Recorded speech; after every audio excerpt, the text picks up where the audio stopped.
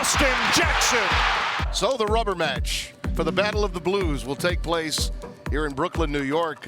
G-Man, you've been on hand for many of those in the ACC tournament, played in a few.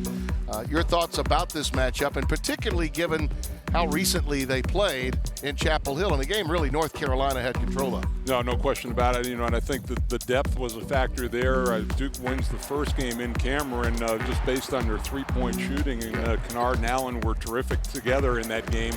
But the Kennedy Meeks and Isaiah Hicks had big games, and Chapel Hill.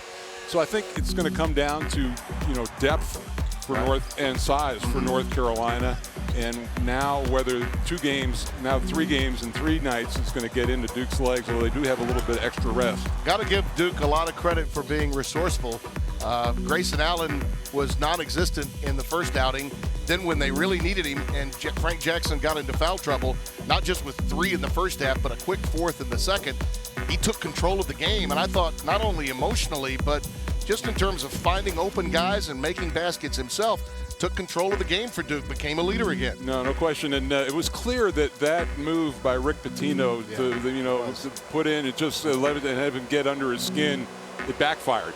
And it really energized the whole Duke Same team. thing we saw when they played Wake. Yep, absolutely. So, but it's the Carolina, it's regardless of where it's played, but up here in New York, they both have very strong fan bases. So be interested to see how the house divides out. Yeah, you can make a great case that Duke's other home is New York. That's why they rescheduled the home and home with St. John's. People have argued it's actually a home and home for Duke because of all the fans that they have up here. Should be an outstanding game. It'll be my first opportunity in a rubber match in the ACC tournament between these two, and it should be a lot of fun. No, I'm looking forward to it. It's always, like I said, regardless, they could they could go to a park somewhere in Brooklyn and play, and it'd still be intense. Absolutely. Somewhere upstairs, Frank McGuire is smiling, and I would suggest also a few others around the Duke family are smiling as well for this opportunity that we'll have for the first time in Brooklyn.